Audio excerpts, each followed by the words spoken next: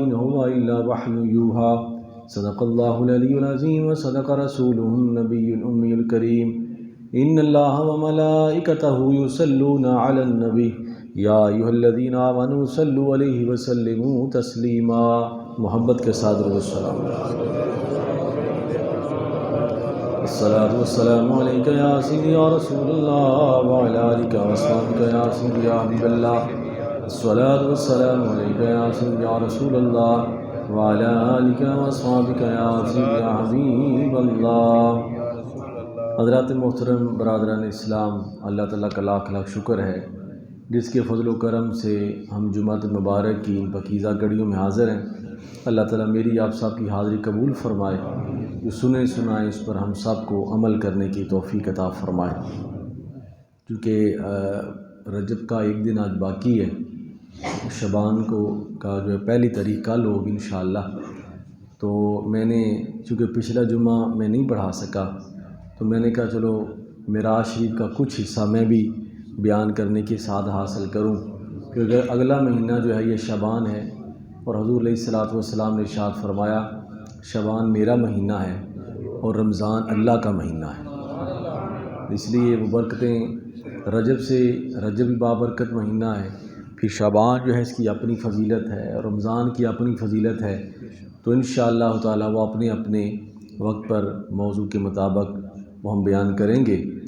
تو اللہ تعالیٰ نے حضور نبی پاک صلی اللہ علیہ وآلہ وسلم کو معراج کروائی، اپنے پاس بلایا، اپنی نشانیاں دکھائیں، اور جو بھی اللہ تعالیٰ کی نشانی بارکنا حولہ لنریہ من آیاتنا، کہ ہم نے ایسی نشانیاں دکھائیں جن کے ارد گرد اللہ نے برکتیں رکھی ہیں، مسجد حرام سے لے کر مسجد اقصیٰ تک، پھر پہلا آسمان، دوسرا، تیسرا، چوتھا، پانچواں، چھٹا، سدرۃ المنتہا، آگے پتہ نہیں کون کون سی منازل، یہ خدا جانے یا اس کا محبوب جانے کیا کیا منزلیں طے ہوئی، کیا کیا مقامات دیکھے گئے.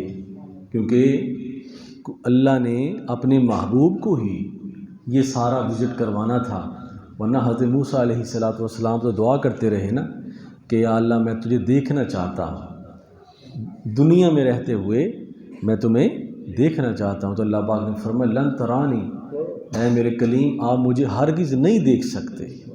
یہ نہیں فرمایا کہ آپ مجھے نہیں دیکھ سکتے، اللہ نے فرمایا آپ مجھے ہرگز نہیں دیکھ سکتے. ہاں ایک تجلی ہے، اس کی طرف دیکھیں تو اس کی طرف دیکھنا ایسے ہی جیسے میرا دیکھنا ہے. تو وہ اللہ پاک نے فرمایا اے میرے کلیم وہ آنکھ میں نے ایک ہی بنائی ہے جو دنیا میں رہتے ہوئے جن کو میں بڑے عزت اور عظمت اور بڑی بلندیوں کے ساتھ اپنے پاس بلاؤں گا اور اپنے محبوب کے نظارے سارے انبیاء کو دکھاؤں گا، سارے رسولوں کو دکھاؤں گا، اور اپنے سے ملاقات ان کا بھی شرف انہیں عطا فرماؤں گا. اور وہ محبوب ایسا ہوگا کہ جو میرے پاس آئے گا تو پھر اپنے غلاموں کی طرف لوٹ جائے گا. یہ حضور علیہ الصلوۃ والسلام کے کئی معجزات کا ظہور معراج شریف میں ہے، کئی معجزات کا ظہور معراج شریف میں ہے. کئی چیزیں جو احادیث کے ذریعے، قرآن پاک کے ذریعے ہم تک پہنچی ہیں. میں نے سورہ نجم کی چند آیات اگر یہی آپ پڑھ لیں تو اس میں ہی اللہ کریم نے اپنے محبوب کی اس شان کو بیان فرمایا ہے. اللہ پاک ارشاد فرماتے وَالنَّجْمِ اِذَا هَوَىٰ، مجھے خاص ستارے کی قسم ہے جب وہ نیچے اترا. اب مختصر تشریح کرتے ہوئے جو ہے وہ اس کا معنی یہ بیان کرنا چاہتا ہوں کہ النجم سے مراد محدثین نے فرمایا ہے کہ اس سے مراد حضور علیہ الصلوۃ والسلام کی ذات بابرکات ہے. کیوں الف لام آ گیا تو اس سے مراد خاص ستارہ. اللہ تعالیٰ نے حضور کو ستارے سے تشبیہ دی ہے، فرمایا جب وہ نیچے سے اوپر گیا اور اوپر سے نیچے آیا. ہوا کا معنی ہوتا ہے کہ جو شے اوپر سے نیچے آئے. تو اللہ کے محبوب کے معراج کی طرف یہ واقعہ، کیوں اگلا جو سبق ہے نا، ساری جو آیات ہیں وہ اس چیز کی طرف اشارہ کر رہی ہیں کہ یہ معراج کے ماحول بیان ہو رہا ہے.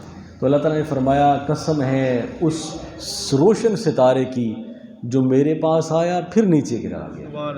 حضرت امام جعفر صادق رضی اللہ تعالی عنہ آپ ارشاد فرماتے ہیں کہ معراج میں حضور کا اوپر جانا بھی بہت کمال ہے، اس میں کوئی شک نہیں ہے کہ اللہ پاک نے اپنے پاس بلایا اور یہ شان عطا فرمائی۔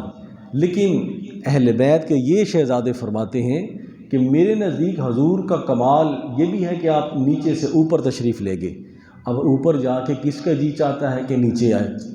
یہاں تو کوئی وزیر کرسی پہ بیٹھ جائے، کوئی بادشاہ کرسی پہ بیٹھ جائے اور اسے کہو نیچے آئے، وہ نہیں آئے گا، کیونکہ وہ ایسے بلندی پر چلا گیا ہے کہ اس کے لیے نیچے آنا محال ہے، مشکل ہے۔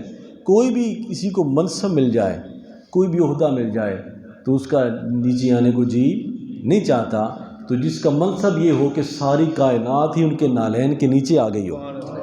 جب حضور معراج پر تشریف لے گیا نا تو ساری کائنات حضور کے نالین کے نیچے تھی، سارے عہدے، ساری عزتیں، ساری عظمتیں، اوپر صرف خدا کی ذات، اوپر صرف خدا کی ذات ہے جو خالق و مالک بھی ہے۔ تو حضرت امام جعفر الصادق فرماتے ہیں کہ اوپر جا کے پھر رب سے ملاقات، پھر جنت کے نظارے، یہ دیکھ کر کس کا جی چاہتا ہے کہ وہ نیچے آئے؟ یہاں تو دنیا کا ماحول ہے، اوپر جانا بندے کو چاہتے ہیں میں اوپر جاؤں، اور اوپر جا کے حضرت امام جعفر الصادق فرماتے ہیں کہ میرے نزدیک حضور کا نیچے آنا بڑا کمال ہے۔ تو آپ سے پوچھا کہ حضور نیچے کیوں؟ آپ فرمایا اس لیے نیچے آنا کمال ہے کہ حضور علیہ الصلوۃ والسلام رب کے لیے اوپر تشریف لے گئے، غلاموں کے لیے پھر واپس آئے، غلاموں کے لیے پھر واپس آ گئے، ان کو خوشخبریاں دینے کے لیے، ان کو بتانے کے لیے کہ میرا رب اتنا کریم ہے، میرا رب اتنا جو ہے وہ شانوں والا ہے، اس نے مجھے یہ عطا کیا ہے، مجھے نماز عطا کی ہے، جنت کے نظارے بتائے ہیں، یہ اجر، یہ ثواب مجھے دیے، پھر اپنے غلاموں میں تشریف لے آنا، یہ حضور کا اس سے بڑا کمال ہے۔ ویسے حضور کی ہر آنے والی گھڑی پہلی گھڑی سے بہتر ہے، تو معراج کو تو کتنا عرصہ گزر گیا، اس سے آنے والی ہر گھڑی معراج سے بھی بلند ہے، پتہ نہیں کتنے درجے بلند ہوتے ہیں، کتنے درجے۔ حضور علیہ الصلوۃ والسلام، ایک واقعہ میں نے علماء سے بھی سنا، تو آپ فرماتے ہیں حضور جب معراج پر تشریف لے گئے نا تو ایک فرشتہ تھا، تو وہ حضور علیہ الصلوۃ والسلام کے پیچھے پیچھے ہو لیا۔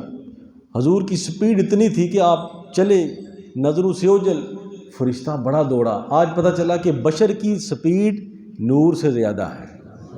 آپ تشریف لے گئے، وہ دوڑتا رہا، وہ اپنی طاقت سے اتنا عرصہ، اس کی دوڑ کا اندازہ لگایا جا سکتا ہے کہ وہ 3,000 سال کی عرصہ کے مطابق وہ دوڑتا رہا۔ اب ایک محل آیا تو اس نے دیکھا، وہ یہ سمجھا کہ حضور یہاں تشریف فرما ہے، وہ اس جگہ پر پہنچ گیا اور حضور سے ملاقات ہو جائے گی۔ وہاں جو آگے دربان تھے، فرشتے تھے، اس نے پوچھا حضور یہاں تشریف لائے ہیں؟ اس نے کہا حضور کا یہ مقام تو نہیں، یہ تو سیدنا صدیق اکبر کا مقام ہے، یہ ان کا محل ہے، تم ابھی یہاں پہنچے ہو۔ جو اس وقت وہاں کھڑے تھے انہوں نے حضور کو پا لیا، تو رہ گیا تو پیچھے رہ گیا۔ یعنی یہ معراج کا جو تصور ہے نا، یہ عقل اور جو ہے انسان کی سوچ سے ماورا ہے۔ صرف اللہ پاک نے یہ فرما دیا ہے اگر تم اپنی سوچ کا پہیہ گماؤ گے تو حضور کی معراج تمہیں سمجھ نہیں آئے گی۔ اس لیے میں تمہیں کہہ رہا ہوں سبحان الذی اسریٰ بعبدہ، پاک ہے وہ ذات جس نے اپنے محبوب کو سیر کروائی ہے۔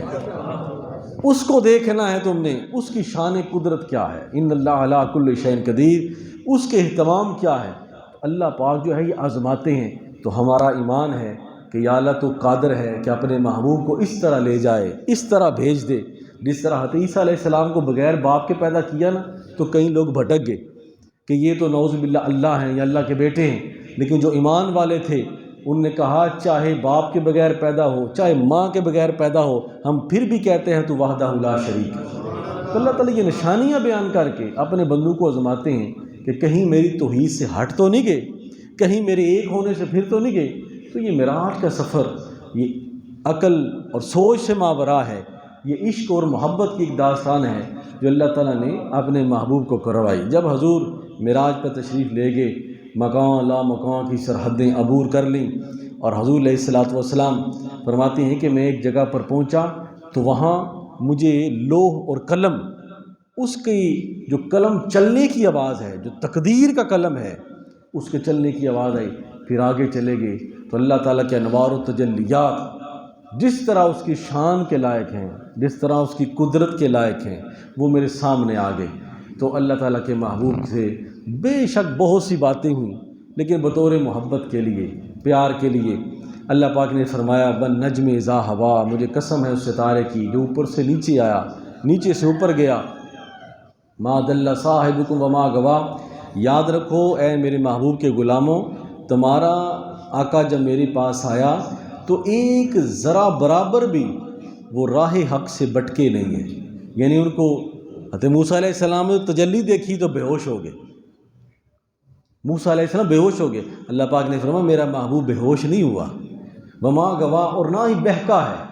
میں نے اپنی قدرت کے، کیونکہ جس کو رب بلائے، کلیم وہ ہوتا ہے جو چاہتا ہے کہ میں رب کو دیکھوں، اور حبیب وہ ہوتا ہے کہ رب چاہتا ہے کہ میں انہیں دکھاؤں۔ یہ فرق ہوتا ہے۔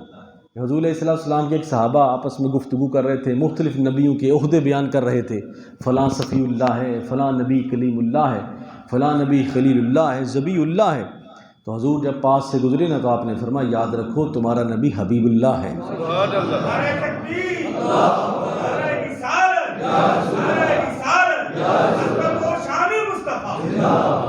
تو میں حبیب اللہ ہوں۔ فرق یہ ہوتا ہے کہ جو صفی اللہ ہے، ذبی اللہ ہے، خلیل اللہ ہے، سارے رب کی چاہت کو چاہتے ہیں، اور حبیب اللہ وہ ہوتا ہے جس کی چاہت کو خدا چاہتا ہے۔ تو رب نے بلایا اسرا بعبدہ، اپنے بندے کو سیر کروائی، کیونکہ وہ پاک ہے، ہر چیز کی طاقت رکھتا ہے۔ اللہ تعالیٰ نے فرمایا محبوب میرے لیے کیا آیا ہے؟ فرمایا التحیات للہ والصلوات والطیبات، یا اللہ میری کولی فیلی بدنی باتیں، جب میں جملہ یہ پڑھتا ہوں نماز میں بھی اور کبھی یہ، تو مجھے حضور قبلہ شاہ صاحب رحمۃ اللہ تعالیٰ علیہ کے وہ آخری الفاظ، اور کتنے خوبصورت انداز میں آپ نے ارشاد فرمائے کہ التحیات للہ والصلوات والطیبات، یا اللہ میری جتنی کولی عبادات ہیں، جتنی فعلی عبادات ہیں، جتنی مالی عبادات ہیں، وہ سب تیرے لیے ہیں، وہ سب تیرے لیے ہیں۔ اللہ پاک نے جب یہ منظر دیکھا نا تو اللہ پاک نے فرمایا جب تیری ساری عبادت میرے لیے ہیں تو میرے سارے سلام تیرے لیے ہیں۔ جب یہ الفاظ میں حضور قبلہ شاہ صاحب رحمۃ اللہ تعالیٰ علیہ کے سنتا ہوں، آپ بھی سنتے ہیں، اور قیامت تک صدیوں یہ چیز ایسی ثبت ہو گئی کہ لوگ سنتے رہیں گے کہ، اور اس چیز کا یہ ہمیں یقین ہے جو اللہ اس کے رسول کو راضی کرتا ہے وہ دنیا سے باکمال ہو کے جاتا ہے، وہ دنیا سے حضور کی غلامی کی مہر لگوا کے جاتا ہے۔ تو فرمایا کہ اللہ پاک نے فرمایا کہ محبوب جب ساری عبادات میرے لیے ہیں، کولی فعلی بدنی، والسلام علیکہ ایھا النبی، تو محبوب میرے سارے سلام تیرے لیے ہیں۔ یہاں سے عبادت جا رہی ہے، کولی فعلی عبادت جا رہی ہے، وہاں سے رب کی طرف سے سلام آ رہا ہے۔ تو فرمایا السلام علیکہ ایھا النبی ورحمۃ اللہ وبرکاتہ، فرمایا میری ساری رحمتیں، برکتیں، سلام سارے تیرے لیے ہیں۔ محبوب نے اللہ نے ساری برکتیں ہی اپنے رسول کو عطا فرما دی، اور پھر حضور نے وہ رحمتیں، برکتیں، سلامتیاں وہ اپنے پاس محدود نہیں رکھیں، بلکہ آپ آگے بھی تقسیم فرما رہے ہیں، اور آج بھی وہ سلام اور برکتیں، رحمتیں تقسیم ہو رہی ہیں۔ لینے والے لے رہے ہیں، بانٹنے والے بانٹ رہے ہیں، لینے والے لے رہے ہیں۔ تو فرمایا جب حضور نے فرمایا نا کہ یہ سلام تو برکتیں تو میرے لیے ہیں، تو اللہ پاک نے حضور نے فرمایا یا اللہ یہ سلام، یہ برکتیں ہم پر ہوں، صرف مجھ پر نہیں، ہم پر ہوں اور تیرے نیک بندوں پر ہوں۔ یہاں محدثین فرماتے ہیں یہ تحیات جو پڑھتے ہیں نا، تو اس میں اللہ پاک محبوب نے فرمایا یا اللہ تیرا سلام صرف مجھ پر نہیں، ہم پر ہو اور تیرے نیک بندوں پر ہو۔ یہ سرکار نے نا ہم پر فرما کے نا ہم جیسے گناہ گاروں کو اپنے دامن میں پناہ لے لی۔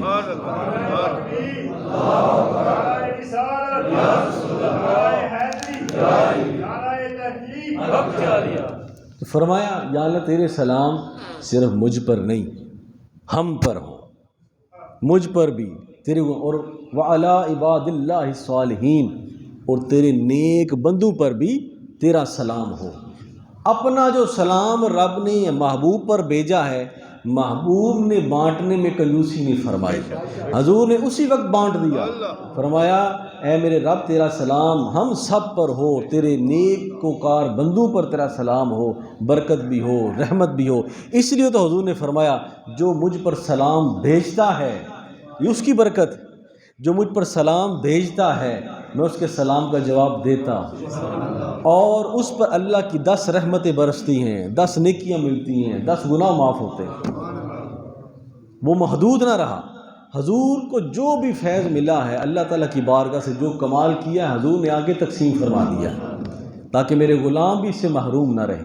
حتیٰ کہ حضور نے قربانی فرمائی نا تو یا رسول اللہ 2 قربانیاں فرمائے، ایک میری طرف سے، ایک میرے غریب مسلم امتیوں کی طرف سے جو نہیں دے سکیں گے، یہ ان کی طرف سے ہے۔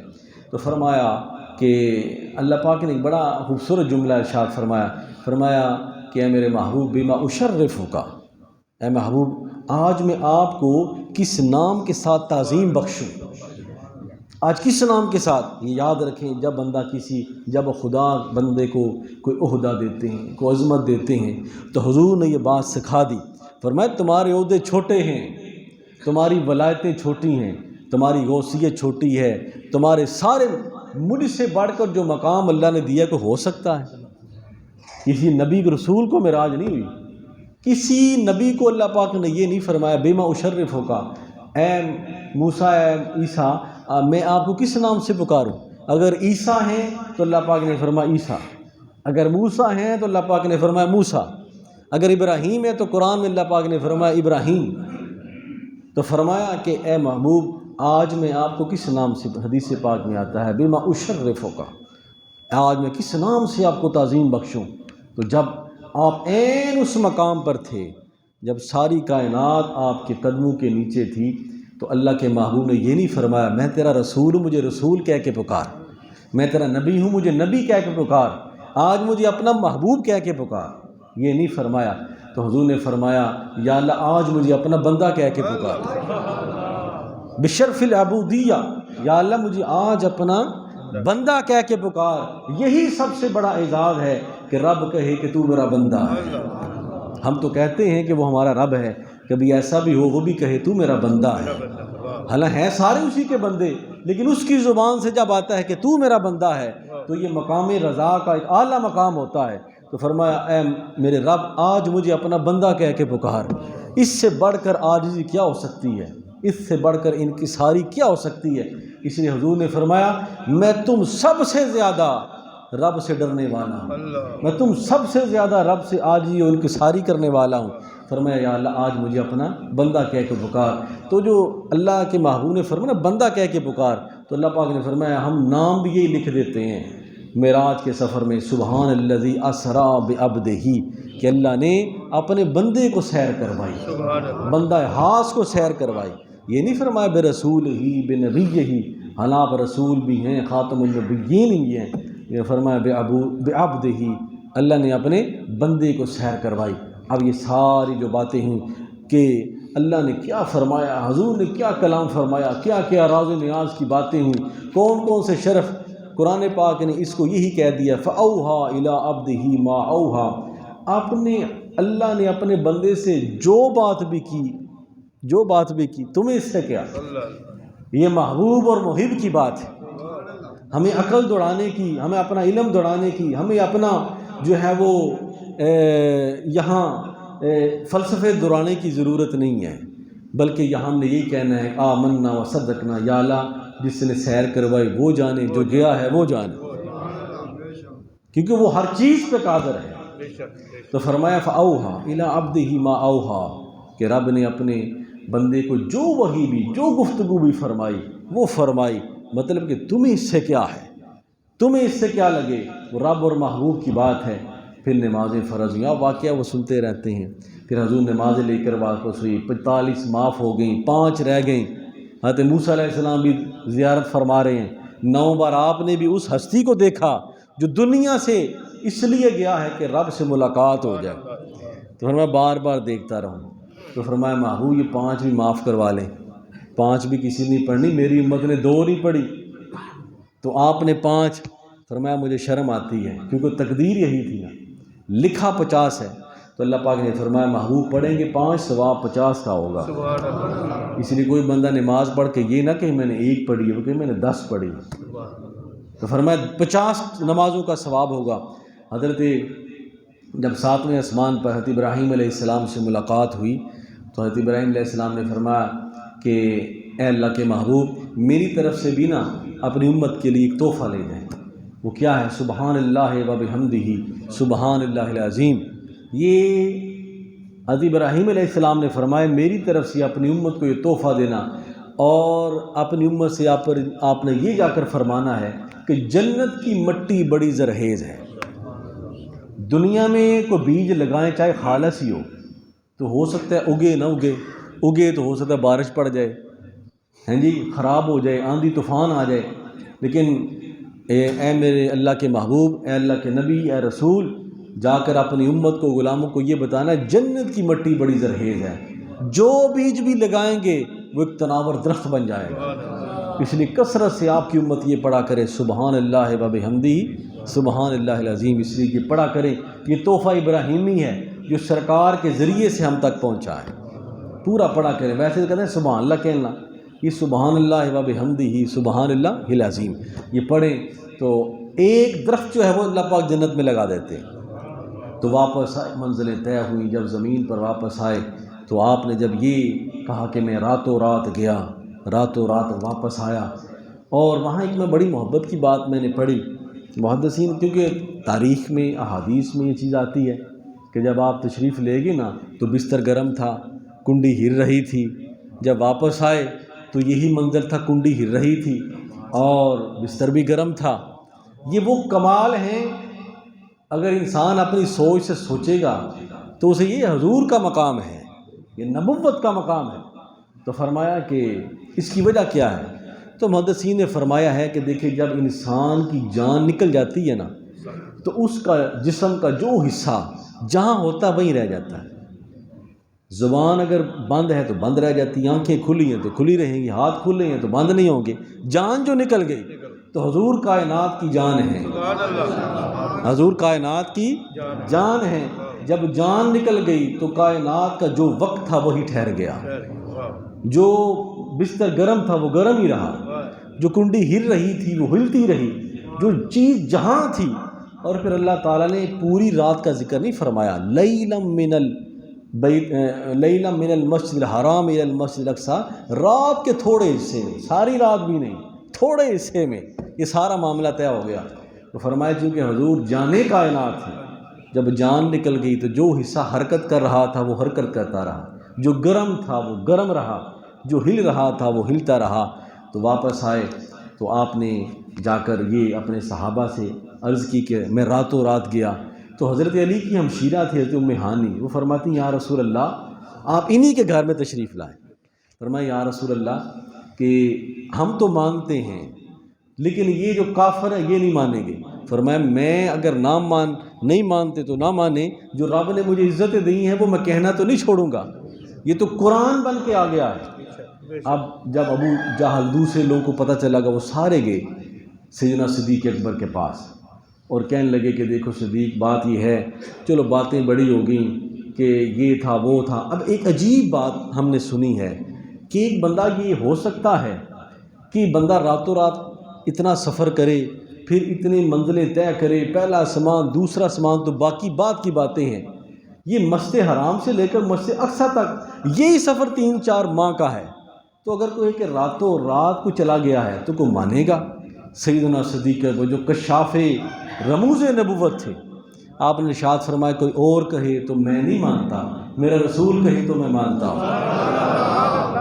تو حضرت علی فرماتے ہیں کہ اس وقت حضور نے سیدنا صدیق اکبر کو صدیق کا لقب عطا فرمایا، میں کو اور کہے تو میں نہیں مانتا، میرا محبوب کہے تو میں مانتا ہوں۔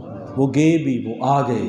تو میرے دوستو جب کافروں نے کہا کہ آپ کو نشانی بتا سکتے ہیں مسجد اقصی کی، اللہ نے فرمایا محبوب اے جبرائیل جاؤ مسجد اقصی کو اٹھاؤ میرے محبوب کے سامنے لے جاؤ۔ کوئی جنت کی بات پوچھتا ہے تو ان کو سامنے لے جاؤ، کوئی جہنم کی بات پوچھتا ہے تو سامنے لے جاؤ، اور وہ میرا محبوب دیکھتا جائے اور بتاتا جائے۔ یہ حضور کا کمال ہے۔ حضور علیہ الصلوۃ والسلام نے ارشاد فرمایا کہ میں جب جنت میں گیا تو مجھے وہاں ایک گھر سے بڑی خوشبو آئی، بڑی خوشبو آئی۔ میں نے جبریل سے پوچھا بتا یہ کون ہے؟ فرمایا یہ حضرت آسیہ کے بالوں میں جو کنگھی کرتی تھی، یہ ان کے ایمان کی خوشبو ہے۔ حضرت آسیہ آپ نے بڑا مشکل وقت گزارا، شوہر فرعون ہے، تو ان کے سر میں جو کنگھی کرتی تھی اور بسم اللہ پڑھ کے کرتی تھی کہ آسیہ جس رب کو تو مانتی ہے میں بھی مانتی ہوں، تو یہ ان کا محل ہے، یہ ان کی خوشبو ہے۔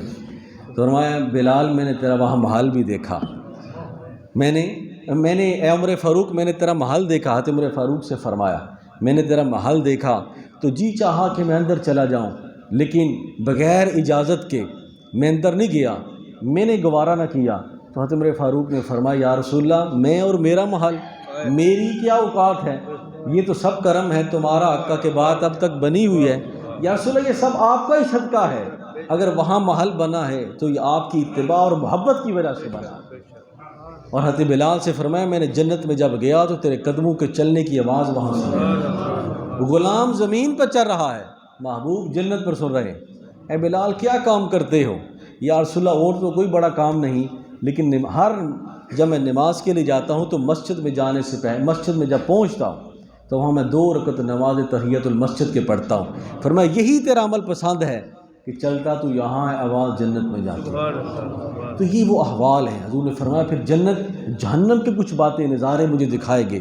فرمایا کچھ ایسے لوگ تھے کہ جن کے سروں کو کوٹا جا رہا تھا، ان کا سر پھر بن جاتا اور پھر کوٹا جاتا، ان کا سر پھر بن جاتا۔ تو حضور نے پوچھا کہ یہ کون سے لوگ ہیں جن کے سر کو کچلا جاتا ہے؟ یا رسول اللہ یہ وہ لوگ ہوں گے ان کو یہ سزا دی جائے کہ جو نماز نہیں پڑھتے ہوں گے، حی علی الصلاۃ حی علی الفلاح کی آواز سنتے تھے، نماز نہیں پڑھتے تھے، غور نہیں کرتے تھے، آج وہی سر کچلا جا رہا ہے۔ پھر حضور علیہ الصلاۃ والسلام نے فرمایا وہ لوگ کچھ لوگ ہوں گے کہ جو خون کے دریا میں ہوں گے، ادھر جائیں گے تو ان کو فرشتے پھر دریا میں دھکیل دیں گے، ادھر جائیں گے پھر دریا میں دھکیل دیں گے۔ پوچھا یہ کون لوگ ہیں؟ فرمایا یہ وہ لوگ ہیں جو سود کھاتے تھے۔ اور حضور نے فرمایا کچھ لوگ میں نے ایسے دیکھے جو اچھا گوشت اور اچھی فصل کو چھوڑ کے بدبودار گوشت کھا رہے تھے، گندگی کھا رہے تھے۔ میں نے پوچھا یہ کون لوگ ہیں؟ فرمایا اے میرے محبوب یہ وہ لوگ ہیں جو اپنی پاک باز بیویوں کو چھوڑ کر بے حیائی کی طرف راغب ہوتے تھے، یہ وہ لوگ ہیں۔ ایسی ایسی چیزیں بھی دکھائی گئیں۔ حضور نے اپنے غلاموں کو ارشاد فرمایا کہ ان باتوں پر عمل کرو۔ فرمایا جنت لینا بڑا ہی آسان ہے، اللہ راضی ہو جاتا ہے، اس کو راضی کرو۔ اس لیے میرے دوستو بات یہ ہے کہ معراج النبی صلی اللہ علیہ وآلہ وسلم یہ بہت بڑا راز ہے، ہمارا اس پر ایمان ہے جو اللہ نے اپنے محبوب کو یہ سیر کروائی۔ یہ جہاں مقام عظمت و شان ہے، یہ مقام عبرت بھی ہے کہ جو باتیں وہاں جنت اور جہنم کے حوالے سے دکھائی گئیں، اللہ تعالی ہمیں اپنا صحیح بندہ بننے کی توفیق عطا فرمائے اور حضور علیہ الصلوۃ والسلام کا صحیح غلام بننے کی توفیق عطا فرمائے، اور اللہ تعالی حضور فخر الصادات کے درجات مزید بلند فرما کے آپ کی فیض و برکات قیامت جاری ساری فرمائے۔ وما علینا الا البلاغ وآخر الدعوانا الحمد للہ رب العالمین۔ سنتے ہیں